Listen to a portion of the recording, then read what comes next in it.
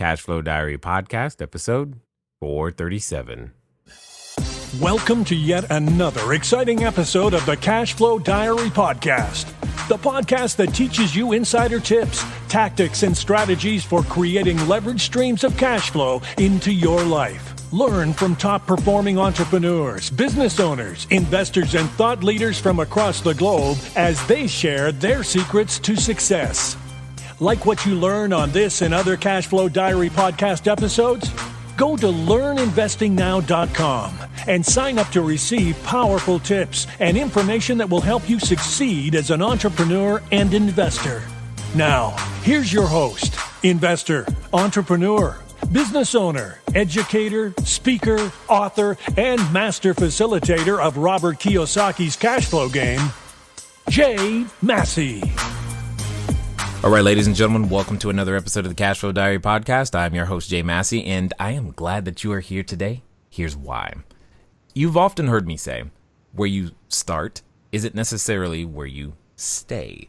And I think today's guest is definitely chief among them in that sense, because you'll be able to learn how some lessons from other possibly unrelated areas can help you and I learn how to run a business, make things happen, and more importantly, move forward. I have with me today Mitch Russo. Now, what's interesting is not only has he worked with Tony Robbins and Chet Holmes, names that you would know, he's also built and sold his company as well. Now, I know many of you out there, you want to build it, you want to make it awesome, but you also got to plan for that exit.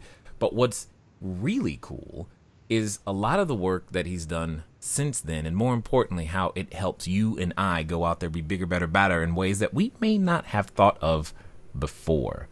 So I have a feeling you're going to want to take notes quickly on this one, because we're going to be asking lots of questions. We're going to do our best to pull out of Mitch everything that you need to know to make sure that you get started correctly, stay started correctly, and most importantly, grow successfully.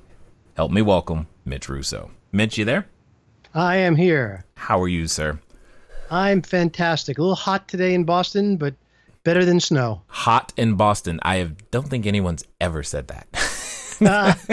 I'm used to snow in Boston, but I get it. Well, all right. This being your first time here, though, I have to ask you the same question I tend to ask everybody the first time that they're here. You ready? Yes. All right. I tend to look at today's entrepreneurs a lot like yesterday's superheroes. You know, Batman, Superman, Wonder Woman, etc. And when I do that, because I think entrepreneurs and superheroes have a ton of things in common. Chief among them, occasionally, as an entrepreneur, we can envision ourselves maybe with capes and tights and flying around using our products and services to help people. But also, like a superhero, an entrepreneur has a beginning. You know, there's a time, if you think about with, Spider-Man, he was Peter Parker. He was just a kid going to school and taking photos, trying to make sure the ends meet. And then something happens to him where he gets bit by a spider and he has to choose. What is he going to do with this newfound ability? So my question to you, sir, is as follows. Before working with Tony Robbins, before Chet Holmes, before your own podcast that you now have going, before all the things that people know you for today, what we want to know is, who is Mitch Russo?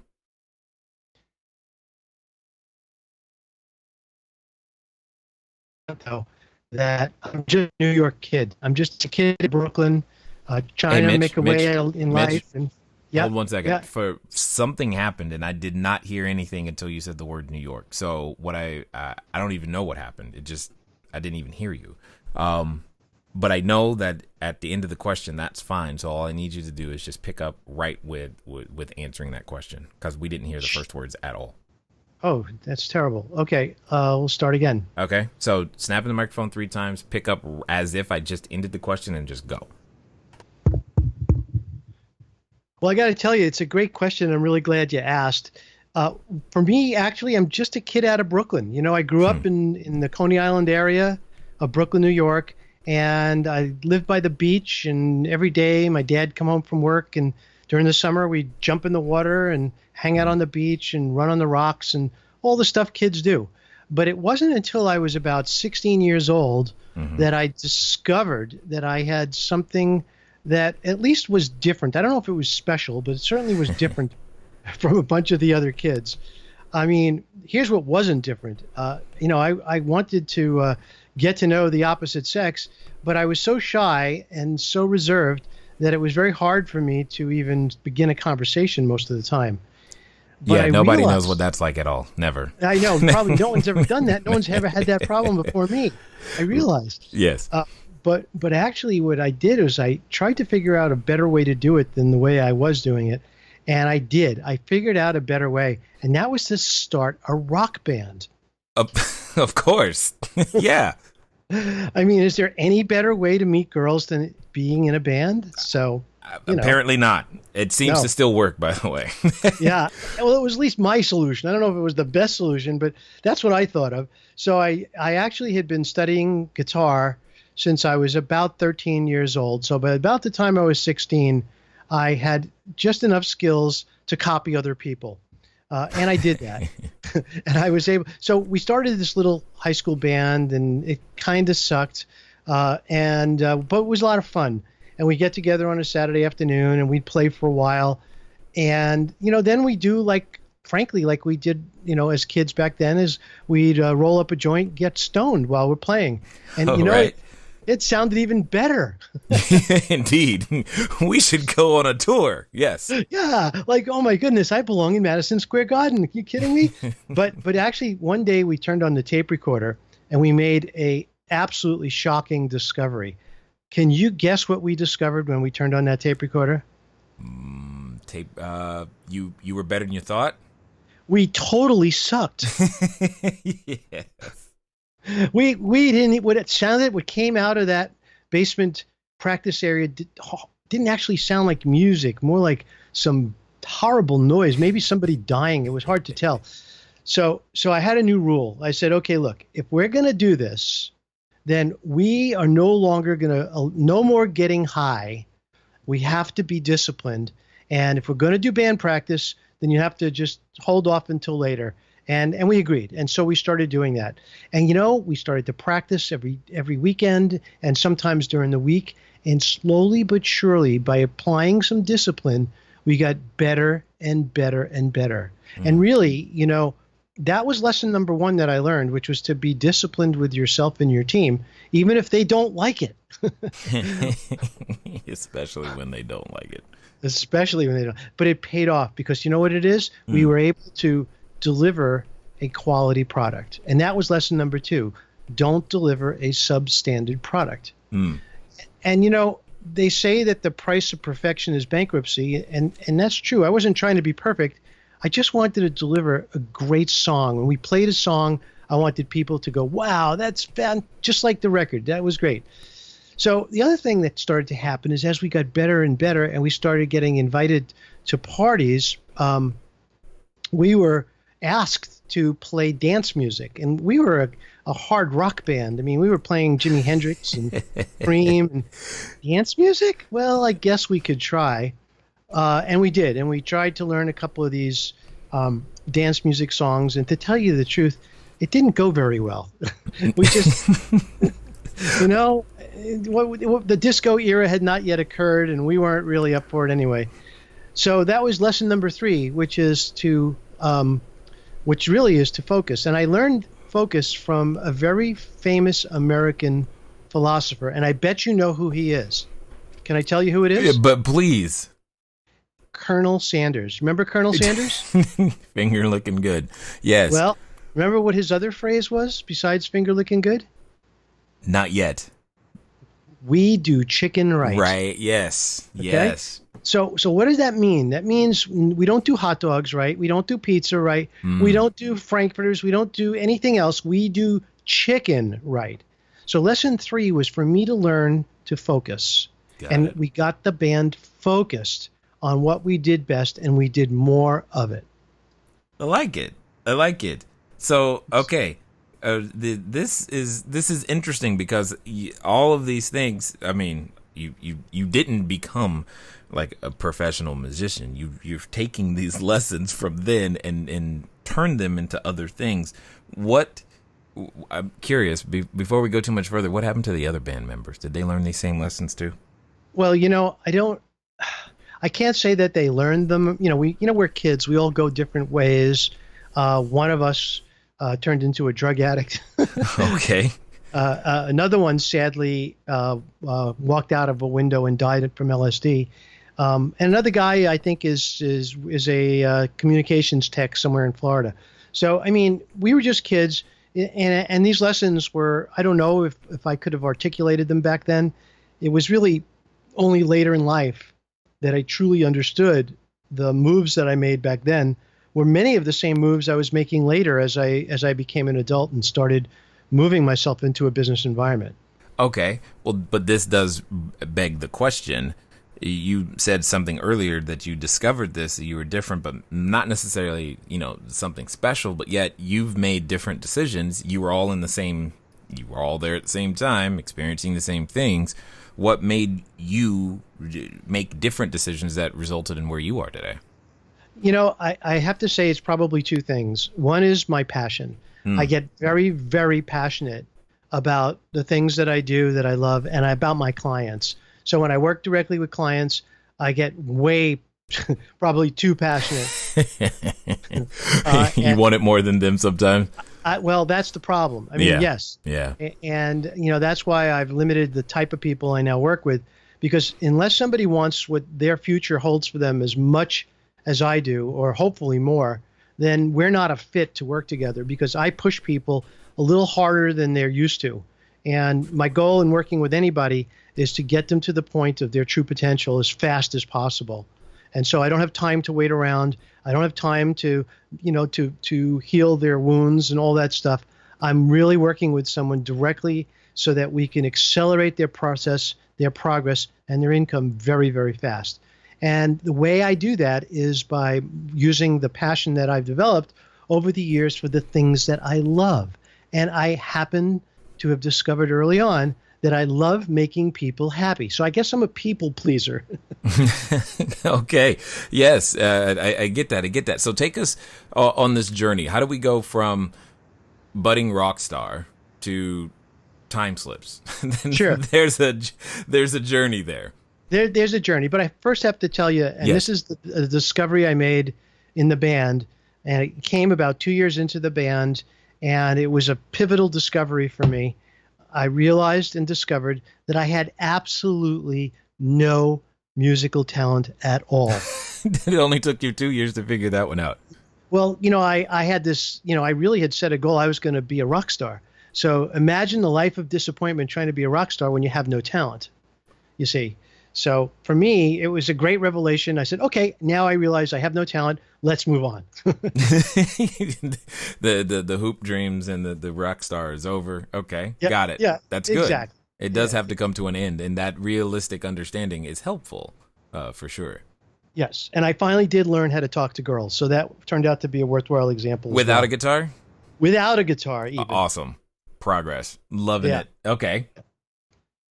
So at that Yeah, point, go ahead. without getting into super levels of detail, I ended up taking a job in the computer industry, and I moved to Massachusetts. Okay. And I loved computers. I still am a total electronics head, and although I'm nowadays, there are many people who are way smarter than me in this area, but electronics led me to be really to end up in college as an electrical engineer. But something along the way kept me going, and that was my motivation to have a great life, and my motivation to find a way to use my passion in ways that could help other people. And what I realized is that being an electrical engineer wasn't it. I loved electronics, but I hated working as an electrical engineer, which I think I'm not the only one who discovers that sometimes. Oh, I So did too. You did too? Interestingly, I was a double major in electrical engineering and computer engineering technology, and was like, there is no way I could do this. And no. I relate, and I totally relate. So really, what happened at that point, though, is I started getting hired in marketing positions, and I started to accumulate a little bit of cash. And I stumbled into a bookstore one day, and a book practically hit me in the head called Nothing Down by Robert Allen. And I read that book, And I said, well, you know what? It's all about how to buy real estate with nothing down. And I got to tell you, if you could do it with nothing down, what would happen if you actually had a tiny little bit of money? Right. So I decided to go out and start buying real estate. And I read the book. Book was pretty clear. I didn't need to ask any questions, really. I mean, I was going to kind of do what the book said to do. And I just followed the instructions in the book. And I went out and I started buying apartment buildings. Nice. And yeah, I mean, nothing big, 2-unit, 3-unit, 4, actually 3 and 4 unit buildings. And that went really well. And I could tell a funny story about how I was almost died in a house fire that I was living in one of my buildings because the lady downstairs fell asleep with a cigarette that hit the couch and boom, couch flames. And I learned a lot of lessons about things like adjusters and insurance. Yeah. We'll save that for another time. But here's what ended up happening. At that point, as an engineer, I saw the salespeople who were really making the big money. I was doing well, and I loved my real estate, but I saw salespeople making a fortune. I said, you know what? I want to be in sales. And I went to the top salesman, and I said, hey, I'd love to join your team. What do you think about me working with you on the sales team? And he looked at me, and he had one of these demeaning, snickering looks on his face. And he said, you know something, Mitch? Great salespeople are born. You can't make a great salespeople. And I got to tell you, you're not one of them. Now, I had 3 words go through my mind at that moment in time. And they weren't curse words. They were 3 words that defined my next decade in life. And those 3 words were, I'll show you. Yeah. And at that point, I found another sales job and became the number 3 person in the entire industry selling semiconductors until the semiconductor industry tanked. And while the semiconductor industry was tanking, I was accumulating cash, dropping money into the bank every week. I was making about $30,000 a month in commissions. And remember now, this is like 35 years ago. And I didn't know what I was going to do next, but I knew I had enough cash to do whatever I wanted. And I started getting interested again in computers in a big way. And I decided to start a software company. And so I met with a neighbor. We came up with a great idea for a software company. We both quit our jobs. We started building the product and writing the documentation. And just as we're about to launch, the reason for having started that software company went away overnight.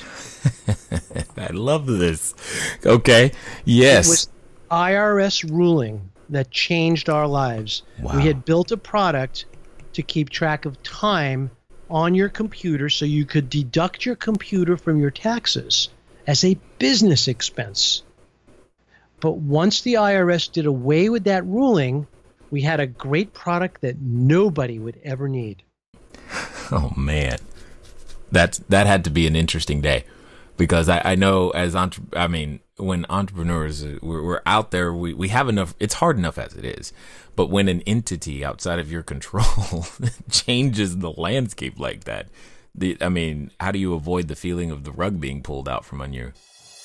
Hello there, entrepreneur. This is Jay Massey, and what I want to say to you is that the number 1 mistake that I have ever made in business, number 1, has been waiting too long to do the books, waiting too long to get the bookkeepers, the accountants, the CPAs, the CFOs involved, and I don't want you to make that same mistake. That mistake cost me over 6 figures, and now for a significant discount, you have the ability to get your books together using FreshBooks. So what I want you to do is I want you to go over to gofreshbooks.com/cashflow diary. Again, that's gofreshbooks.com/cashflow diary. FreshBooks is the easy to use software designed to help you, the small business owner, the freelancer, get organized and save time on invoicing, getting paid faster, keeping those books in order so that it becomes a bonus for you to do your taxes as opposed to a burden.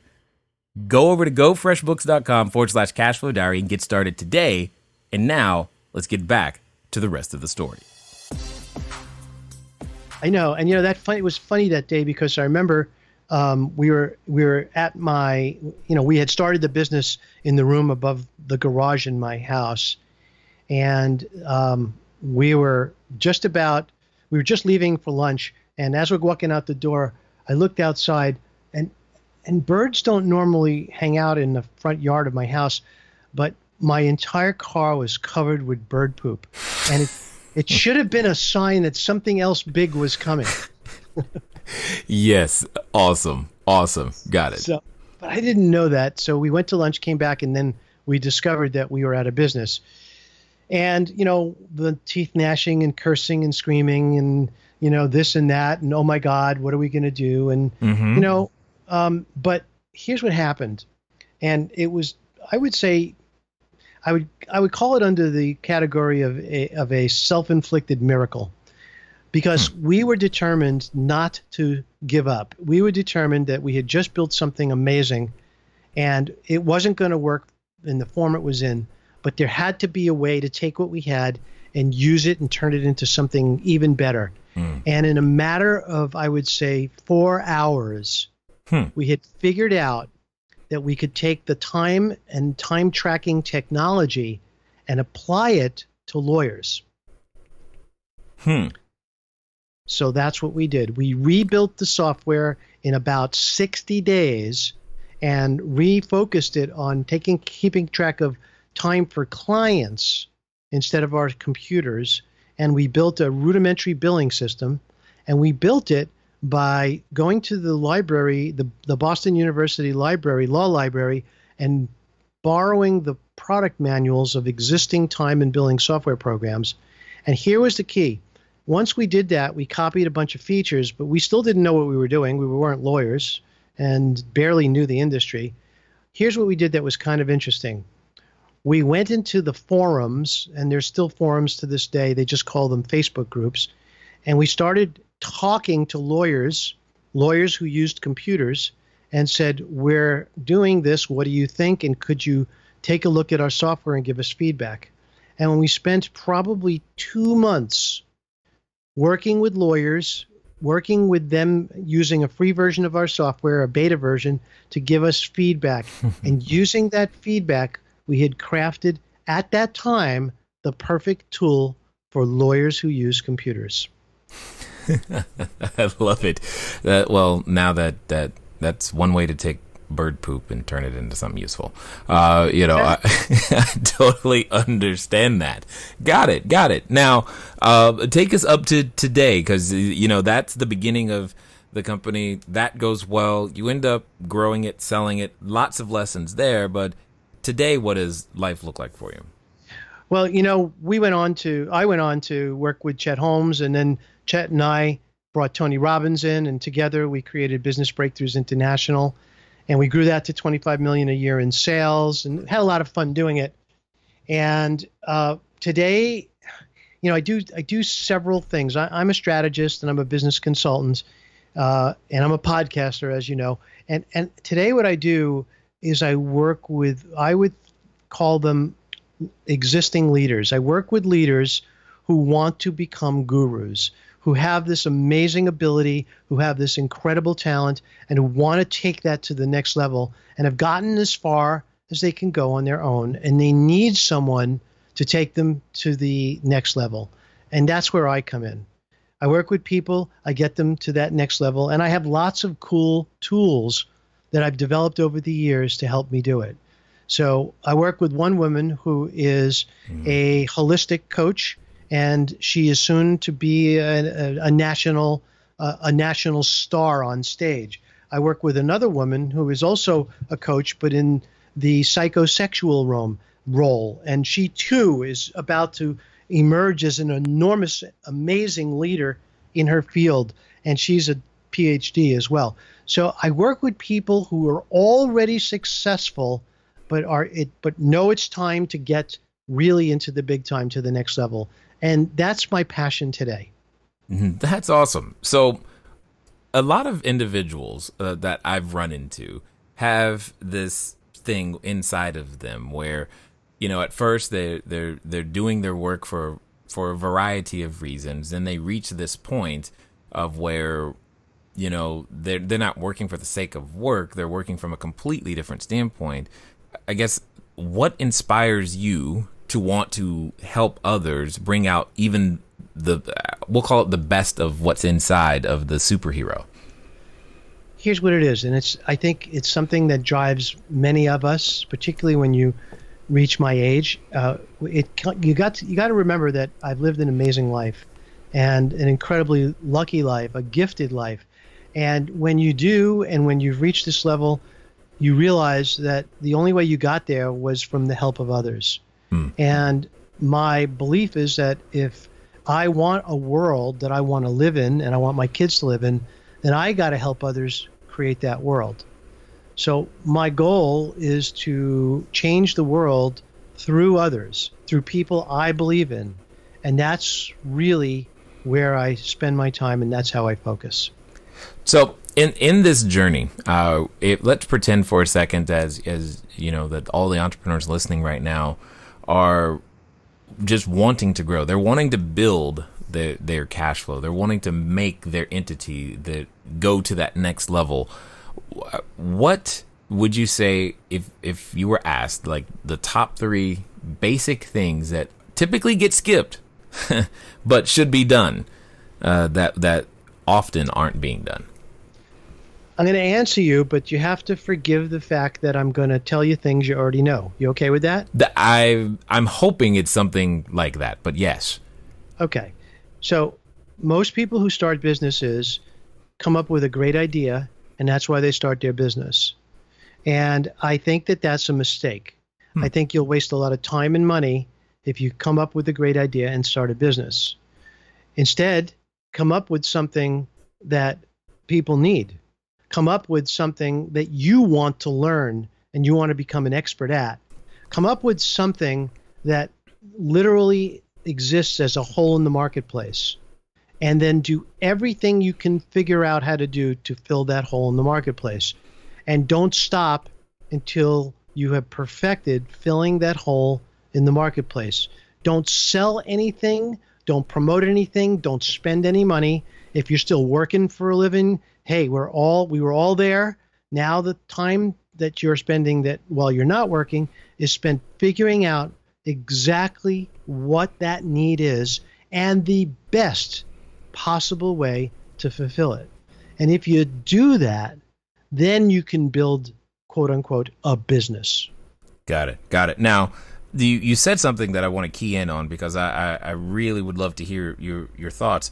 There was a time, obviously, in the economy where we were very agrarian based, and then it was industrial, and then it constantly changes to today, where it's kind of like the new knowledge worker is what we all must learn to somehow be. Because you mentioned becoming an expert, and I guess my question to you is, in the same way that the person told you that salespeople are born, which, well, ain't true.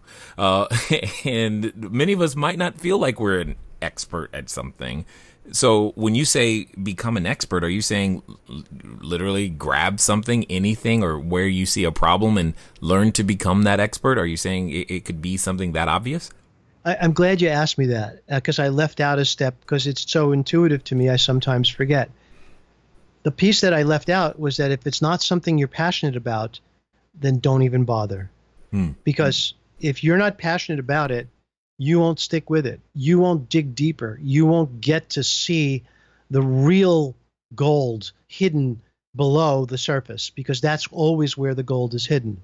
So my belief is that if you're passionate about something, if you're willing to pursue it until you are able to help other people, even at a basic level. Remember, when I say an expert, it doesn't mean you have to be the world's preeminent expert. But some people were thinking that. I just wanted to say that. You're probably right. No, yeah. And I'm glad you pointed it out. The thing about being an expert is to be able to help people get to whatever next level you're at now or have already surpassed. So are there smarter people than me? Heavens, of course. I mean, am I Tony Robbins? Not even close. But you know what? I've gotten pretty far along the lines of where I am, and I could help a lot of people get to me, to my level and beyond. And that's what I love to do. And so can you, listener. You should be able to take somebody wherever they are and get them to the next level where you are or beyond. And by doing so over and over again, you will evolve to the next level yourself. So I've got to ask you this because this was true for me. I mean, I'd done a number of things in the real estate world, and there was a time where I deluded myself into thinking that, I'll retire. But eventually come back, start doing and instructing and in teaching and helping others to begin to do, their own journey, etc. And what I discovered was I actually enjoy that way more than I do actually just going out there doing the work in and of itself. And I'm curious to where you find yourself today. Is that the helping of others get to their next step? Do you find more fulfillment there, or do you want to go back and mix it up and build something new? You know something, I know I love helping others more than anything else, but it doesn't preclude me going back and starting or building something new. And I've done that several times. But I've never lost the passion around helping other people grow their lives, build their business, and become better as a human being. And becoming better as a human being comes from developing character. And character comes from enduring and evolving through hard times. And, they say smart people learn from their mistakes. Well, you probably heard this. Even smarter people learn from other people's mistakes. Trying to make less of those and learn more from others. Yes, that is definitely the goal for sure. Because you paid full price for the lesson, I'll pick it up at a discount.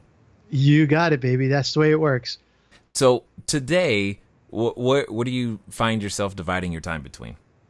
I have a couple of things that I'm involved in. Like I said, I have my private clients, of which I'm very selective about who I take.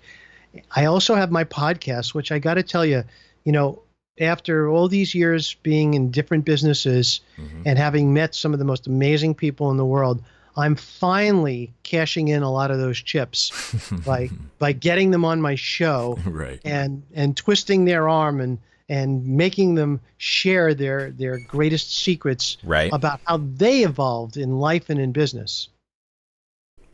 And that's, what's interesting about that is that I find that to be one of the unsung or hidden benefits of actually being on this side of the microphone. It's like, wow, you get to meet so many people who have so many interesting things to say in this journey. What would you say have been some of the most interesting things that you've learned and gotten people to share so far? Well, I've done about 35 interviews, of which only 7 have been aired. And they're, as you know, these things, they trickle out one a week or so. No. Let them keep thinking this is easy and we do it all the time and it takes no time whatsoever. Yeah, right. And don't forget about how, because it's all free anyway, right? So it doesn't cost anything. Yeah, absolutely. Yeah. No, this is nothing. Yeah, don't reveal any of that. But here's what I've come across, and this is the best part of what I love about this particular position I'm in. I get to talk to people in completely different professions than mine. I get to dive deep into their business model and understand how they make money, understand how I could take what they're doing in that industry, in that business model, and apply it to others. And man, that is like a master's degree. Every time I talk to somebody, every time I interview somebody, I feel like I'm going to school. I love it. Yeah. And it's hard. It's hard to believe, but yes, I agree with you 100% because there's so much to be learned, and in this age of knowledge, where having these little ideas and understandings can make all the difference for entrepreneurs. So let's pretend for a second that someone listening, because I know our listeners they vary in terms of where they are in their business, but let's just say that someone is experiencing these plateaus, if you will. At least I've seen it, where the first time you're after 6 figures, and then you're after 7, or then you're going for 8, and you're on somewhere on that journey. What have been some of the basic things that typically take someone from 6 to 7? I will make it completely clear on what the difference is between a person who's running at 6 and running at 7. And it's almost entirely their mental attitude. It's awesome. A mind game. That's what it is. And when you are running at six figures and can't get to seven, there is something that is holding you back. And you know what? I'm not a psychiatrist. I'm certainly not a psychologist. Right. And I don't play one on TV or pretend to be one. Right. In fact, my goal is not to understand what that is. My goal is to get you through it. And if I get you through it, you've proven to yourself in the real world that all of those fears and all that mindset stuff doesn't matter one bit. And once you get through it, there's no looking back. Very few people, and I'm sure there are exceptions, very few people go from 7 or 8 figures down to broke. Or if they do, they very quickly find a way back out. So the goal here is very straightforward. The goal is to get you past what's stopping you, and I don't care what it is. Right.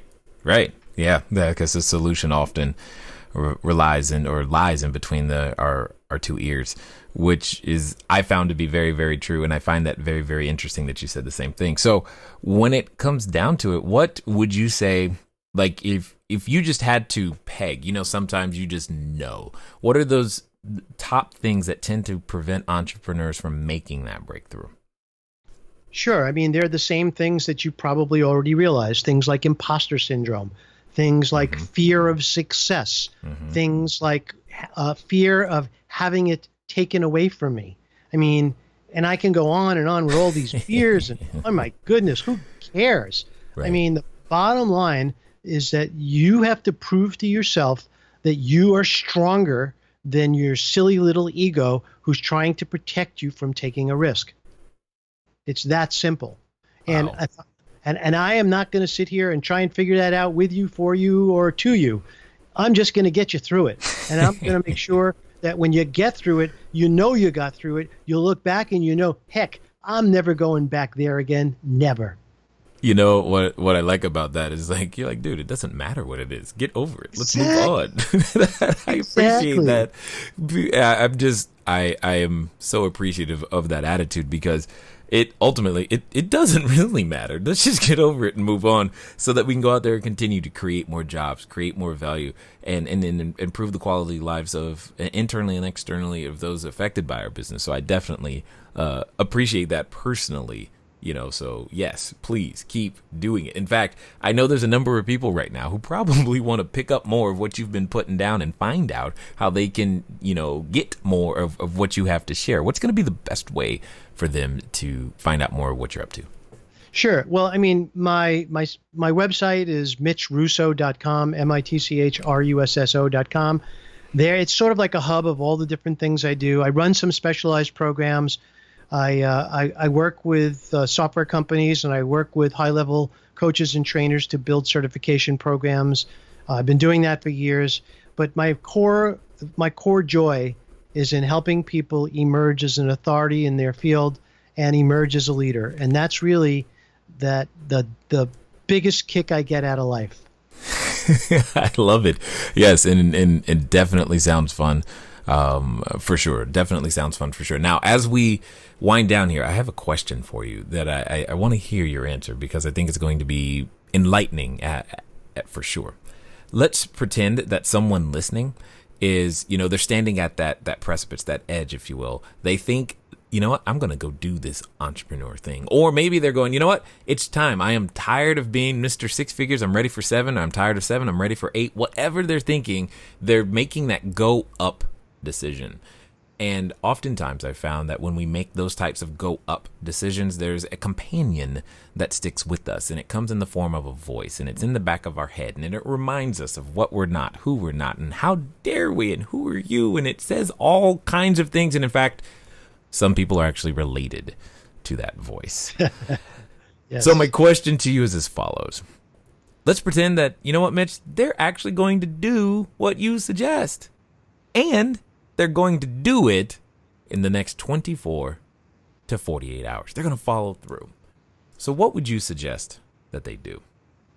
Well, I mean, if it's something that you can do on your own, then by all means, just get out of your own way and do it. Whether it's, upping your ad spend, whether it's booking yourself on stage, whether it's renting an auditorium and emerging as the speaker that you know you should be, then just do it. The odds are, and again, I'm not saying this is not self-serving, trust me. The odds are you can't do it alone, and it takes somebody to help you. So find somebody who's done exactly what you want to do. Make sure they've already accomplished what it is you're trying to do, and hire them, beg them, pay them whatever you have to help you get to that next step. Because no matter how much you pay them, what you're buying is your future. So pay the short-term down payment and take advantage of everything you really are. That's what this is about. Yeah, totally appreciate that. It's interesting how the answers to our challenges often rely on someone else's brain. And we just have to go seek them and do whatever it takes to get them when they're that valuable. I definitely appreciate all that you've shared with us today. I definitely commend you for the work that you're doing, and because I can tell that it's coming from a place of passion. It's not you don't have to, but you choose to, and that's important. And I'm glad that we've been able not only to meet, but also introduce you to a number of people who will probably be able to move their lives forward simply because they now know that Mitch Russo exists. And I want to thank you for sharing your knowledge, your insight, as well as your wisdom here with us today at the Cashflow Diary, sir. Thank you very much, Jay. Really appreciate it. All right, ladies and gentlemen, you know what time it is. It's time for you to move at the speed of instruction. What does that mean? That means MitchRusso.com. Very simple to do. In fact, so simple, you might not do it. So do it right now, because you heard what you needed to hear. You were waiting for that confirmation. Do I, shouldn't I? How do I move forward? Can this thing work? Who can help me get there? Well, now you know. And knowing is half the battle. Ladies and gentlemen, it's been fun talking to you today. I look forward to talking to you soon. Until next time.